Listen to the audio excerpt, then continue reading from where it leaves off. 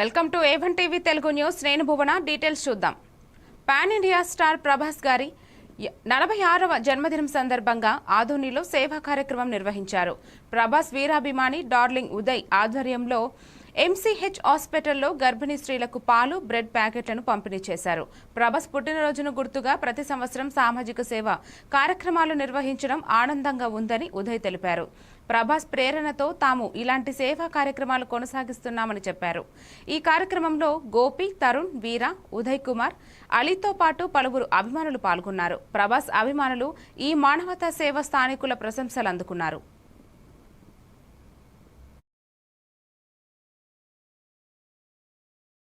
నిర్వహించాము. రానున్న రోజుల్లో మా హీరో ప్రభాస్ గారు ఆరోగ్యంగా సుఖ సంతోషాలుగా ఉండాలని ఆ భగవంతుని కోరుతున్నాము. అలాగే మేము మా ఆదోని తరపు నుంచి ప్రభాస్ యువసేన వారి ఆధ్వర్యంలో ప్రతి ఇయర్ రానున్న రోజుల్లో ఇంకా ఎన్నో సేవలు చేయాలని కోరుతున్నాం. జై రెబల్ స్టార్, జై రెబల్ స్టార్. చాలా మంది అంటే ఫ్లెక్సీలు కట్టడం ఇంకో రకంగా ఘనంగా నిర్వహించుకోవడానికి ప్రయత్నిస్తున్నారు. మీరు ఇలాంటి సేవ కార్యక్రమం చేయడానికి మా ప్రభాస్ హీరో చేసే సినిమా నటుడే కాదు, ఆయన కూడా సేవకుడే. ఆయన దృష్టిలో ఉద్దేశించుకొని మేము కూడా ఇలాంటి సేవా కార్యక్రమం చేయాలని నిర్ణయించుకున్నాం. నా పేరు Uday Kiran, Adoni, Prabhas the head fan.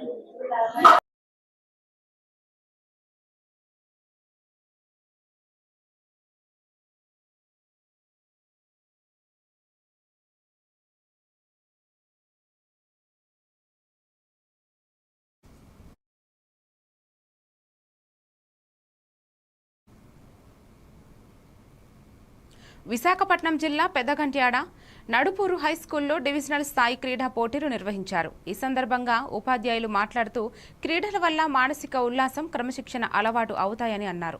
పాఠశాల స్థాయి క్రీడలు విద్యార్థులను ఒలింపిక్ స్థాయికి ఎదగడానికి దోహదం చేస్తాయని పేర్కొన్నారు.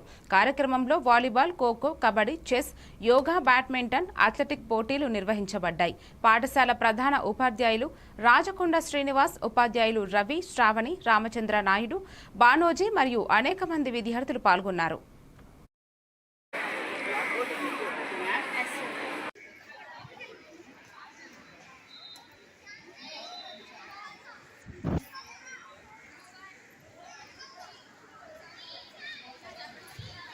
జిల్లా పరిషత్ ఉన్నత పాఠశాల నడుపూరు నందు డివిజనల్ స్థాయి అంటే 6 మండలాల నుంచి ఎంపిక చేయబడిన ఉత్తమ క్రీడాకారులని ఇక్కడ ఆటల పోటీలు నిర్వహిస్తున్నాము. ఈ 2 రోజులు నిన్న అబ్బాయిలు జరిగింది, ఈరోజు అమ్మాయిలు జరుగుతున్నది. ఈ వివిధ విభాగాల్లో ఎంపికైన వీళ్ళందరినీ కూడా 3 జిల్లాలకి పెట్టే జిల్లా కేంద్రాల్లో వివిధ ప్రాంతాల్లో పెట్టే ఆటల పోటీలకి పంపించడం జరుగుతుంది. అక్కడ జిల్లా స్థాయి సెలక్షన్స్ అనేవి ఉన్నాయి. ఆ జిల్లా నుంచి రాష్ట్ర స్థాయికి, రాష్ట్ర స్థాయి నుంచి జాతీయ స్థాయికి క్రీడాకారులు వెళ్తారు. మన పాఠశాలకి 6 మండలాల నుంచి 720 మంది క్రీడాకారులు వివిధ విభాగాల్లో ఆడడానికి ఇక్కడ వచ్చారు. ప్రతి విభాగం నుంచి అంటే ఉదాహరణకి వాలీబాల్ ఉంది, ఆ వాలీబాల్ నుంచి 12 మందిని ఎంపిక చేసి జిల్లాకి పంపించడం అనేది జరుగుతుంది. ఇది అద్భుతమైన అవకాశము పిల్లలకి. ఈ పిల్లలు జాతీయ స్థాయికి ఎదగడానికి ఇది ఒక పునాదిగా పనికొస్తుంది. చాలా ఉత్సాహభరితంగా, ఆనందంగా, హ్యాపీగా, చాలా చక్కగా వాళ్ళు పిల్లలందరూ కూడా ఆటలవి ఆడుతున్నారు. క్రీడలు మానసిక వికాసానికి గొప్పవని మనకందరికీ తెలిసిందే.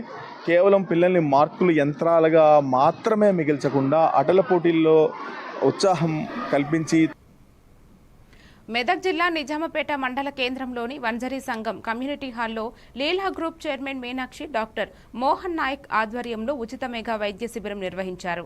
ఈ శిబిరంలో వందలాది మంది రోగులు పాల్గొని ఉచిత వైద్య సేవలను పొందారు. డాక్టర్ మోహన్ నాయక్ స్వయంగా రోగులను పరీక్షించి అవసరమైన మందులను ఉచితంగా పంపిణీ చేశారు. ప్రజల ఆరోగ్య రక్షణ కోసం మండలంలోని ప్రతి గ్రామ పంచాయతీ పరిధిలో ఇలాంటి శిబిరాలను నిర్వహిస్తున్నామని తెలిపారు. గ్రామ ప్రజలు ఈ వైద్య శిబిరాలను సద్వినియోగం చేసుకోవాలని ఆయన పేర్కొన్నారు.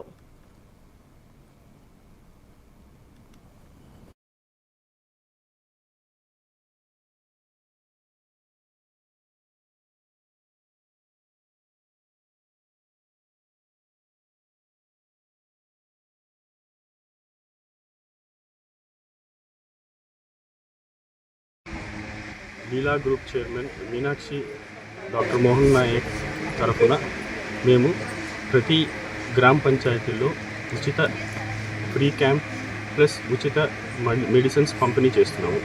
ఈ కార్యక్రమము ప్రతి గ్రామ పంచాయతీలో జరగబడును. సో మీరందరూ దయచేసి దీన్ని వినియోగించుకోగలరు.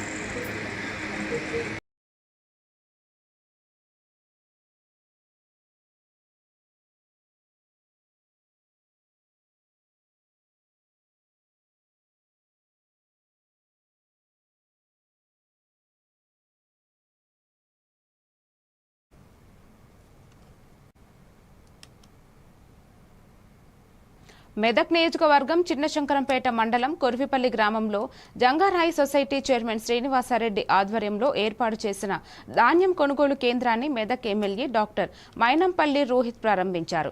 ఈ సందర్భంగా ఆయన మాట్లాడుతూ కాంగ్రెస్ ప్రభుత్వం రైతు పక్షపాతి ప్రభుత్వం అని పేర్కొన్నారు.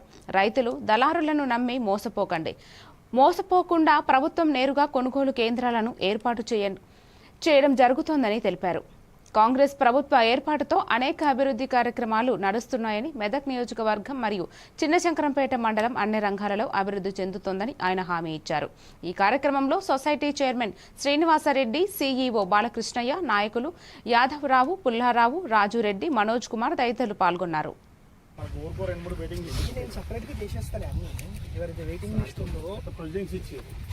అంటే ఇంకా వాళ్ళు ఇంకా పని మొదలు పెట్టుకోవాలి.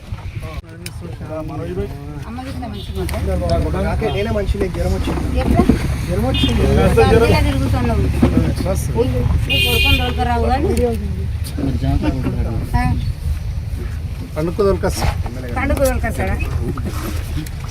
గారు ఇప్పుడు నా స్పెషల్ కోటాలకు వెళ్ళి ఒక 5 ఇల్లులు మన కొరిపల్లికి అలాట్ చేయాలి ఇమీడియట్ గా. వెయిటింగ్ లిస్ట్ ఉన్నాయి. కొరిపల్లి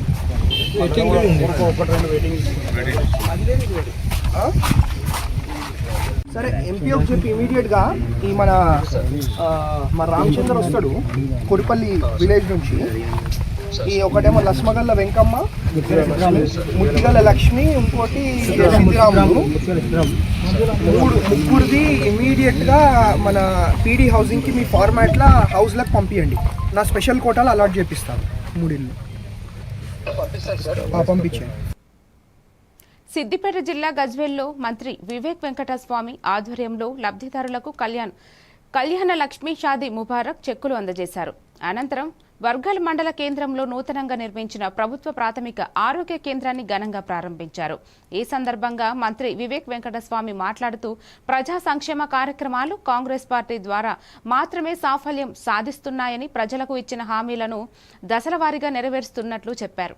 కార్యక్రమంలో జిల్లా కలెక్టర్ హైమావతి, జిల్లా వైద్యాధికారి Dhanraj, RDO Chandrakala, Panchayati Raj SE Narendra Reddy, EE Chiranjeevi Chari, DE Ravinder, తహసీల్దార్ రఘువీరారెడ్డి, ఎంపీడీఓ మచ్చేందర్, వంటి మామిడి మార్కెట్ కమిటీ చైర్మన్ విజయ, మాజీ ఎంపీపీ మోహన్, ఇతర నాయకులు, అధికారులు, స్థానికులు పాల్గొన్నారు.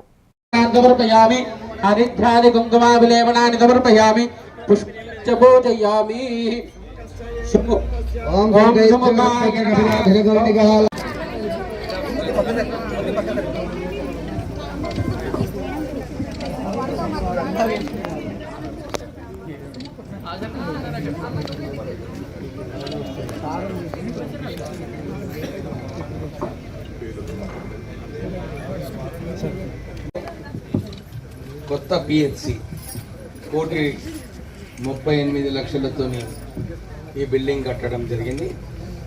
ఇక్కడ 6 మంది డాక్టర్స్ కూడా శాంక్షన్ స్ట్రెంత్ ఉన్నది. రాష్ట్ర ప్రభుత్వం అన్ని చోట్ల కూడా ప్రజలకు వైద్యం గురించి ఇబ్బంది లేకుండా ఈ పిహెచ్సి హాస్పిటల్స్ చాలా చోట్ల కూడా శాంక్షన్ చేయడం జరిగింది. కలెక్టర్ గారు ఈ బిల్డింగ్ కూడా తొందరగా కట్టాలి, ప్రజలకు ఉపయోగపడుతుందని చెప్పి ఈ బిల్డింగ్ వేగవంతంగా పనిచేపించి ఈ బిల్డింగ్ పూర్తిగా కావడం. డాక్టర్స్కి ఇదే request, madam please take care of the patients properly. వాళ్ళకు 70% treatment is talking to them properly. So please have patience, listen to the complaints and వారికి సైకలాజికల్ ట్రీట్మెంట్ ఇస్తే ఓం గణానాంతవాగణపతిం భవామహే కవిం కవీనాముపమాపనతోం జ్యేష్ఠరాజ్యప్రాణాం. వరంగల్ జిల్లా గీసగొండ మండలంలో మాజీ ఎమ్మెల్సీ కొండమురళి పుట్టినరోజు సందర్భంగా గురువారం ఉదయం భారీ ఎత్తున కార్యకర్తలతో వేడుకలు నిర్వహించబడినాయి. ఈ సందర్భంలో కొండమురళి పుట్టినరోజు శుభాకాంక్షలతో కేక్ కట్ చేశారు. కాంగ్రెస్ పార్టీ నాయకులు, కార్యకర్తలు ఈ సందర్భంగా ఆయనకు హృదయపూర్వక శుభాకాంక్షలు తెలిపారు. కొండమురళి సీనియర్ నేత వీరకోని రాజకుమార్ మాట్లాడుతూ కొండమురళి ఎల్లప్పుడూ పేదలకు అండగా ఉంటాడని, ప్రతి పేద వ్యక్తికి అవసరమైన సాయం అందిస్తారని చెప్పారు. అనంతరం అన్నదాన కార్యక్రమాన్ని నిర్వహించారు. ఈ కార్యక్రమంలో మాజీ వైస్ ఎంపీపీ రాడం భరత్, అల్లం మర్రెడ్డి, ధోని, చిన్ని మరియు ఇతర కాంగ్రెస్ నాయకులు పాల్గొన్నారు.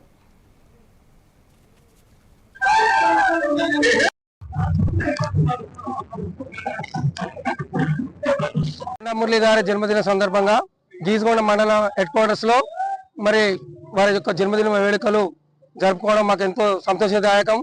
ఎందుకంటే కొండ అంటేనే ఒక ఎమోషన్, ఒక క్రియేషన్, ఒక మనిషిలో ఒక ఎక్కడ లేని ఒక ఉత్తేజం వస్తారు రెండు అక్షరాలు వింటేనే.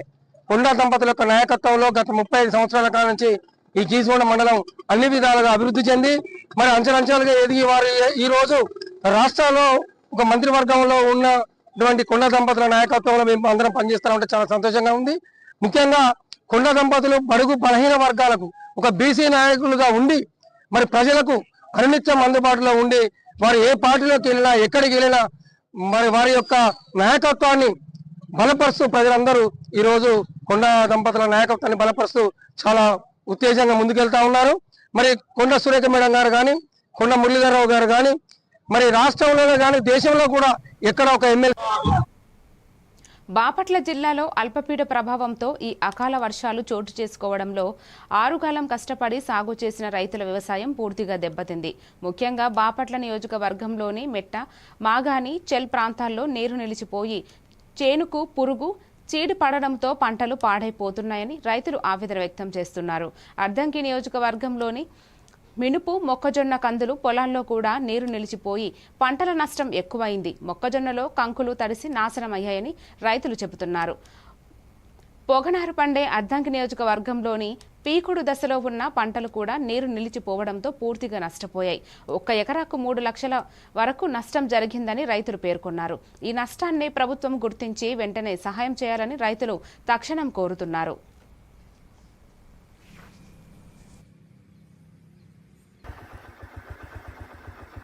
అంతా పాడైపోయిద్ది, గాలి కొట్టింది, మొక్కజొన్న అంతా పడిపోతుంది. నష్టమే, నష్టం లేకుండా ఎందుకుంటుంది? రైతు అన్న తర్వాత అన్ని బాధలు పడాల్సిందే, తప్పదు కదా.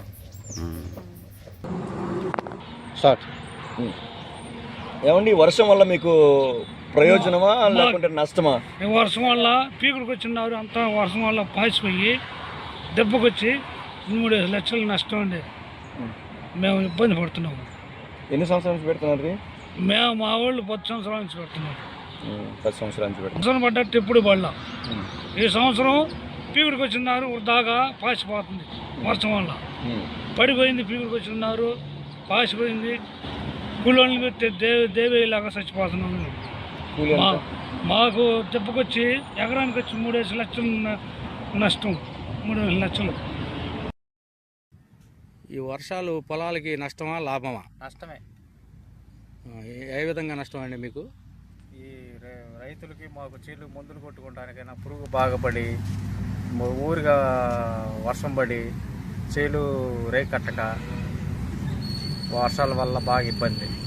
ఈ 2 రోజులు ఇంకా వానలు కురిస్తే పొలాల పరిస్థితి ఏంటి? పొలాల పరిస్థితి దెబ్బేదండి. ఆంధ్రప్రదేశ్లో మెగా డిఎస్సీ 2025లో మాజీ సైనికులకు కేటాయించిన రిజర్వేషన్లను రాష్ట్ర మాజీ సైనిక సంక్షేమ సంఘం రాష్ట్ర అధ్యక్షుడు తాండ్ర సాంబశివరావు నేతృత్వంలో పటిష్టంగా అమలు చేస్తున్నారు. మాజీ సైనికుడు, ఉపాధ్యాయుడు భవనం మాధవరెడ్డి ఈ కృషి అమోఘమన్నారు. రాష్ట్ర అధ్యక్షుడు తాండ్ర మాజీ సైనికుల సంక్షేమం కోసం ఎలాంటి కష్టాలు వచ్చినా తట్టుకుంటామని స్పష్టం చేశారు. బాపట్ల అసోసియేషన్ అధ్యక్షుడు పుట్ట ఆదిశేషరెడ్డికి ప్రత్యేక ధన్యవాదాలు తెలిపారు. కార్యక్రమంలో పలువురు సీనియర్ నాయకులు పాల్గొన్నారు. భవనం మాధవరెడ్డి, నేను ఎక్స్ ఆర్మీ, నేను 20 ఇయర్స్ ఈ ఆర్మీలో సర్వీస్ చేసి రాగానే బీపీడీ, ఎంపీడీ, బిఎల్ఎస్ఏ కోర్స్ చేసి ఉన్నాను. నాకు ఈ మెగా డిఎస్సి 2025లో 211 ర్యాంకుతో నాకు జాబ్ వచ్చిందండి. ఈ జాబ్ విషయంలో ఆంధ్రప్రదేశ్ రాష్ట్రంలో ఉన్నటువంటి మాజీ సైనికులందరికీ నమస్కారాలండి. ఈరోజు భవనం మాధవరెడ్డి గారు డిఎస్సిలో మెగా డిఎస్సిలో ఉద్యోగం సంపాదించి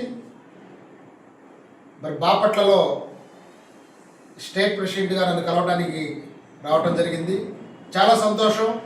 మాజీ సైనికులు డిఎస్సిలో కూడా క్వాలిఫై అయ్యి ఉద్యోగాలు సంపాదించడం చాలా గర్వించదగినటువంటి విషయం. మాధవరెడ్డి గారి విషయంలో అలాగే మాధవరెడ్డి గారి మిత్రుల విషయంలో డిఎస్సికి క్వాలిఫై అయ్యుండి కూడా వీళ్ళకి కాల్ లెటర్లు ఇచ్చుండి కూడా మరి కాల్ లెటర్లు క్యాన్సిల్ చేసిన క్రమంలో వీరు ఏపీఆర్ఎంఎస్ఎస్ ఆంధ్రప్రదేశ్ రాష్ట్ర మాజీ సైనిక సంక్షేమ సంఘం మీద స్టేట్ కమిటీ మీద నమ్మకంతో ఏపీఆర్ఎంఎస్ఎస్ స్టేట్ కమిటీ అయితే చేయగలదనే నమ్మకంతో మా దగ్గరికి రావడం, మేము వెంటనే స్పందించి మరి సంబంధిత అధికారులందరూ కూడా జిల్లా సైనిక వెల్ఫేర్ ఆఫీసర్ అధికారులు కానీ డిస్ట్రిక్ట్ ఎడ్యుకేషన్ అధికారులను కానీ అదేవిధంగా డిఎస్సి కన్వీనర్తో కానీ అదేవిధంగా ఫైనల్గా విద్యాశాఖ కమిషనర్ గారి కార్యాలయాన్ని కూడా సంప్రదించి ఎందుకు ఇవ్వరో సరైన అర్హతలు ఉన్నటువంటి మాజీ సైనికులకు ఖచ్చితంగా ఇవ్వాల్సిందేనని చెప్పి మేము సంప్రదించి స్టేట్ కమిటీ తరఫున లెటర్లు కూడా ఇవ్వడం జరిగింది. మరి ఆ లెటర్లకు స్పందించి వెంటనే మేము స్టేట్ కమిటీ తిరుపతి జిల్లా పెళ్లకూరు మండలం పూతలపట్టు జాతీయ రహదారి మార్గంలో బెంగళూరు నుంచి నెల్లూరు వెళ్తున్న లక్కీ ట్రావెల్ ప్రైవేట్ ఏసీ బస్సులో హఠాత్తుగా మంటలు చెలరేగాయి. కాలిన వాసనపై ప్రయాణికులు డ్రైవర్కు అప్రమత్తం చేయడంతో డ్రైవర్ వెంటనే బస్సు ఆపి అందరూ భయపడకుండా బయటకు వచ్చారు. ఆ సమయంలో బస్సులో 27 మంది ప్రయాణికులు ఉన్నారు. ప్రమాదం లేకుండా ప్రయాణికులు సురక్షితంగా బయటపడగా ఆ ప్రాంతంలో పొగ మత్తుబడి ఆందోళన సృష్టించింది.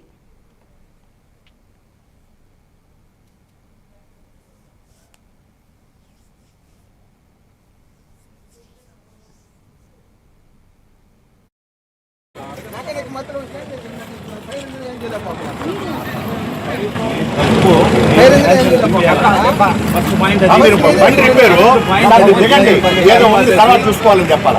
మాకు మేము ఎత్తుకొని బయట వరకు ఇచ్చాం. ఎంత స్మోక్ వచ్చింది, ఆ స్మోక్ అందరిని మించింది. మాకు ఏమైనా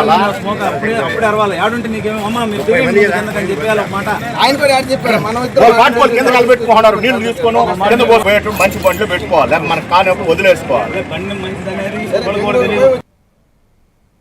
భూపాలపల్లిలో పోలీస్ ఫ్లాగ్ డే వారోత్సవాల భాగంగా ఓపెన్ హౌస్ కార్యక్రమం ఘనంగా జరిగింది. జిల్లా ఎస్పీ కిరణ్ ఖరే ఆదేశాల మేరకు సుమారు 500 మంది విద్యార్థులు పాల్గొన్నారు.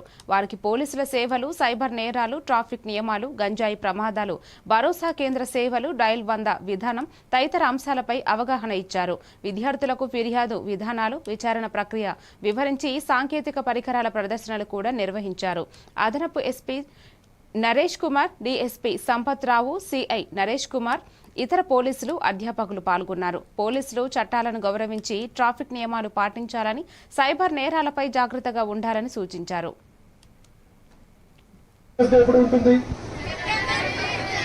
ఈ పోలీస్ మార్టియర్స్ డే ఉంటుంది.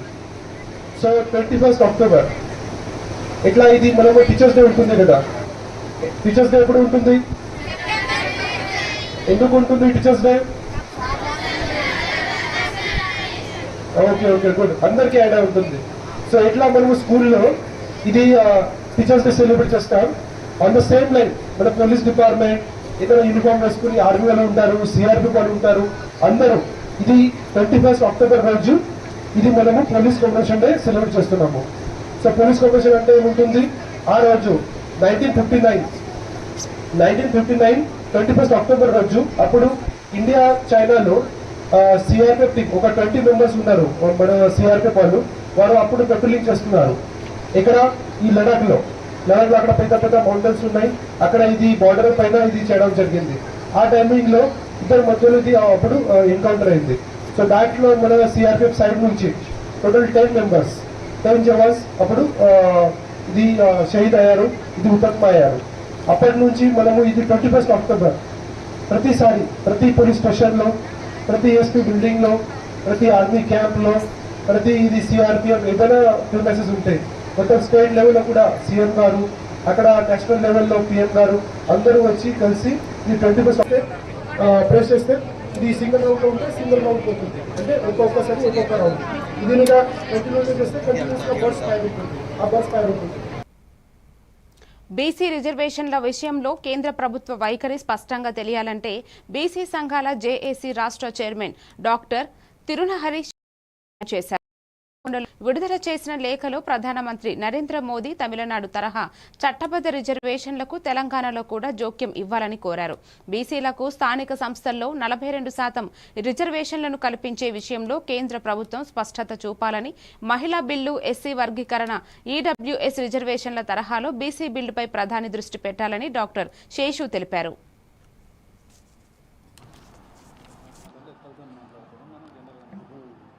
రాష్ట్ర రాజకీయాలపైన అత్యంత ప్రభావం చూపడుతున్నటువంటి అంశము స్థానిక సంస్థల ఎన్నికలు జరగకపోవటానికి ప్రధానమైనటువంటి కారణం స్థానిక సంస్థల్లో ముఖ్యంగా బీసీలకి 42% రిజర్వేషన్లు ఇచ్చేటటువంటి అంశం వివాదాస్పదంగా మారటం, తెలంగాణ హైకోర్టులోను సుప్రీంకోర్టులోను బీసీల పార్లమెంట్ చరిత్రలోనే ఎవరు అడగకుండానే, ఎవరు ఉద్యమాలు చేయకుండానే ఈడబ్ల్యూసీ అది రిజర్వేషన్ అనేది వచ్చింది. పార్లమెంట్ చరిత్రలో 2-3 రోజుల్లో ఒక బిల్లు పాస్ అవడం అనేది ఇది మొట్టమొదటిసారట. ఎందుకైంది అంతవరకు అది మినిమం ప్రాసెస్ ఒక 6 నెలలు పడుతుంది. మినిమం ప్రాసెస్ అంటే మీ చేతిలో అధికారం ఉంది కాబట్టి, మీ ఇష్టం కాబట్టి, మీది కాబట్టి మీకు ఈ అగ్రవర్ణాలకు రిజర్వేషన్ చేసింది. బీసీలు అనేటప్పటికీ దేశంలో పెద్ద ఒక ఉద్యమం స్టార్ట్ అవుతుంది వ్యతిరేకంగా. నేనేమన్నా అంటే అంబేద్కర్ చెప్పినట్టు ఈ రాజ్యాధికారం మన చేతిలో రాకుండా, ఈ మాస్టర్కి మన చేతిలో రాకుండా రాజకీయ, సాంఘిక, ఆర్థిక పరిస్థితులు సాధించడం సాధ్యమే కాదన్నాడు. కాబట్టి ఈ దేశంలో ఒక యుద్ధం అంటే జరుగుతుంది బీసీలదే.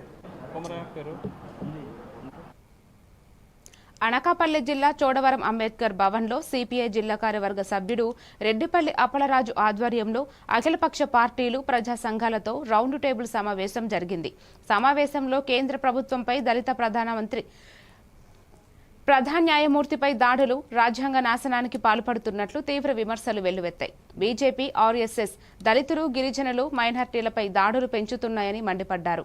ఇతర నాయకులు బాబాసాహెబ్ అంబేద్కర్ రాజ్యాంగ రక్షణకు పిలుపునిచ్చి సామాజిక సమరసత కోసం గట్టి ప్రతిబద్ధత వ్యక్తం చేశారు. మహిళా, ఎస్సీ, బీసీ, మైనారిటీ కార్యకర్తలు కార్యక్రమంలో పాల్గొన్నారు.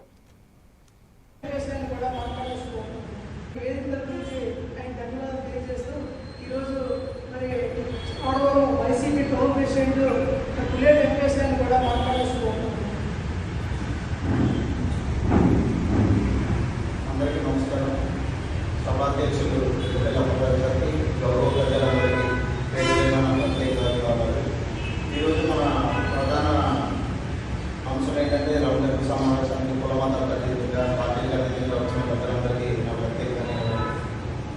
ఈరోజు దేశంలోనే అత్యున్నతమైన స్థానంలో ఉన్న మన చీఫ్ జస్టిస్ గారి పైన ఈ దాడిని చాలా సిగ్గుమాల చర్యగా, బ్లాక్ డేగా పరిగణించాలి. ఎందుకంటే ఆయన దేశంలోనే చాలా ఉన్నతమైన స్థానంలో ఉన్నవాళ్ళు. అలాంటిది వాళ్ళకే రక్షణ లేకపోతే ఇంకా ఈ ప్రభుత్వానికి, సామాన్య వ్యక్తులకి ఏ రక్షణ కల్పిస్తారనే సందేహం ఉంది. ముఖ్యంగా రాష్ట్ర ప్రభుత్వం కానీ, కేంద్ర ప్రభుత్వం కానీ ప్రస్తుత పరిస్థితుల్లో అన్ని గవర్నమెంట్ ఆస్తులన్నీ ప్రైవేటీకరణ చేస్తున్నారు టీపీపీ పద్ధతిలో. మీరు అందరూ చూస్తూనే ఉన్నారు. ఈ మధ్యకాలంలో ప్రైవేట్ మెడికల్ కాలేజ్ అన్ని ప్రైవేట్ వ్యక్తులకి దారదత్తం చేస్తూ 33 సంవత్సరాలు, 65 సంవత్సరాల లీజుకి ఒక్కొక్క ఎకరం 99 రూపాయలకి ఇస్తున్నారు. అదేవిధంగా మన స్టీల్ ప్లాంట్ని కూడా తొందరలో ప్రైవేటీకరణ చేసే ఆలోచన ఉన్నారు. బంగాళాఖాతంలో ఏర్పడిన అల్పపీడన ప్రభావంతో బాపట్ల జిల్లాలో భారీ వర్షాలు కురుస్తున్నాయి. పర్చూరు నియోజకవర్గంలో రాత్రి నుంచి ఎడతెరిపి లేని వర్షాలకు వాగులు, వంకలు ఉధృతంగా ప్రవహిస్తున్నాయి. ఇంకొల్లు మండలం పూసపాడు దగ్గర నక్కలవాగు, దుద్దుకూరు వద్ద ఎర్రవాగు ఉధృత ప్రవాహంతో ఒంగోలు, పర్చూరు ఓల్డ్ మద్రాసు రోడ్డులో తాత్కాలిక అంతరాయం ఏర్పడింది. కారంచెడు మండలం తిమిడితపాడు వద్ద వాగు ప్రవాహం పెరిగింది. మండల స్థాయిలో వాగుల పరిస్థితులను ఇండ్రకొల్లు ఎంఆర్ఓ శ్రీనివాస్ పరిశీలించి రెవెన్యూ, పోలీస్ శాఖలతో భద్రత ఏర్పాట్లు చేశారు. ప్రజలను అత్యవసర పరిస్థితుల్లోనే బయటకు రావాలని సూచించారు.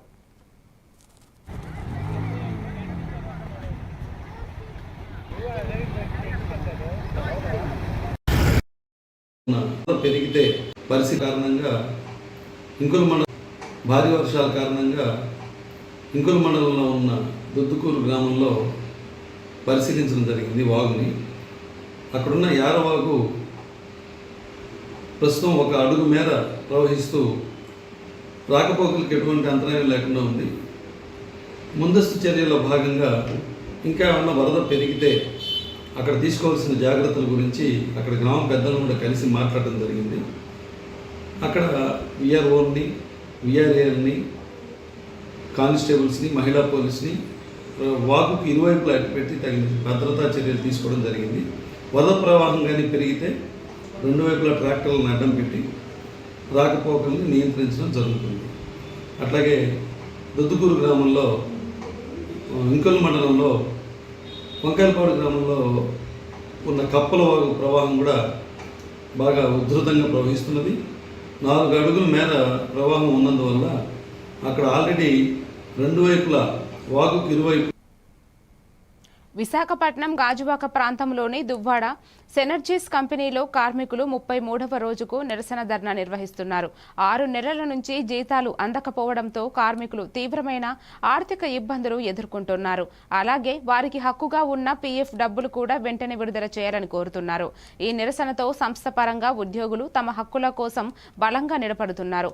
సమస్య పరిష్కారానికి కంపెనీ యాజమాన్యం స్పందించాల్సిందిగా కార్మికులు డిమాండ్ చేస్తున్నారు.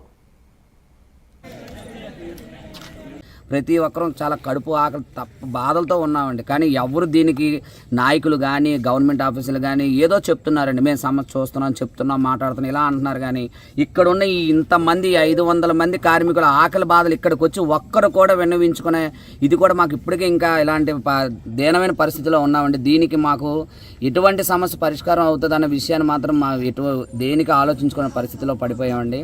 ఇప్పుడు చావో రేవో ఏదైనా సరే ఇక్కడే మా హక్కులు మేము ఎలాగైనా నెరవేర్చుకోవాలి.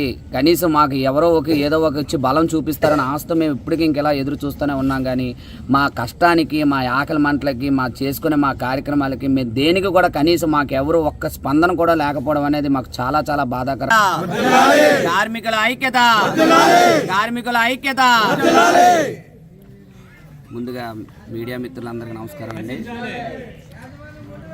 నా పేరు గణేష్ అండి. నేను పశ్చిమ గోదావరి జిల్లా ఉండి నియోజకవర్గం పెదపుల్లేరులో ఉదయం భారీ బస్సు ప్రమాదం చోటు చేసుకుంది.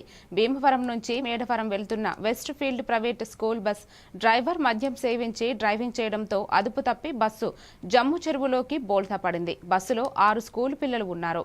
ప్రమాదంలో ఒక పాప చేతి భుజం జారిపోయింది. ఒక బాబు కాలికి గాయపడ్డాడు. మిగతా 4గురికి చిన్నపాటి దెబ్బలు తగిలాయి. వీరిని వెంటనే ఉండి ప్రభుత్వ ఆసుపత్రికి తరలించారు. ప్రాణ నష్టం జరగకపోవడం ప్రజలకు ఊరట కలిగించింది.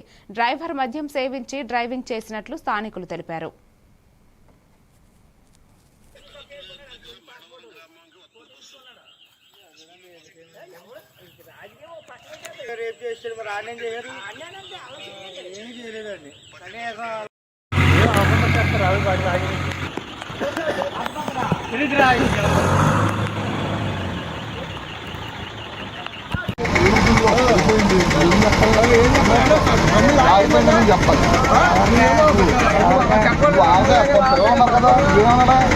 తప్పు అయిపోయింది, జారిపోయింది.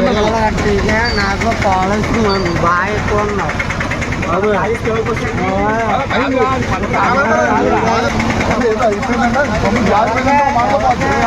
నువ్వేం చెప్తాను, ఎవరు చెప్తుంటే మొత్తం వచ్చిన ఊళ్ళో అని చెప్పాలి.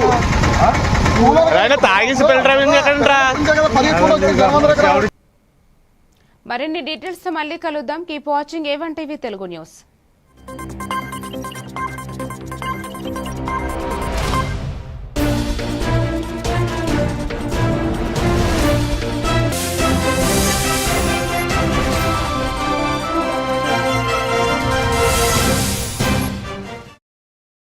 వివేక్, ఆడుకున్నది చాలు ఇంట్లోకి రా.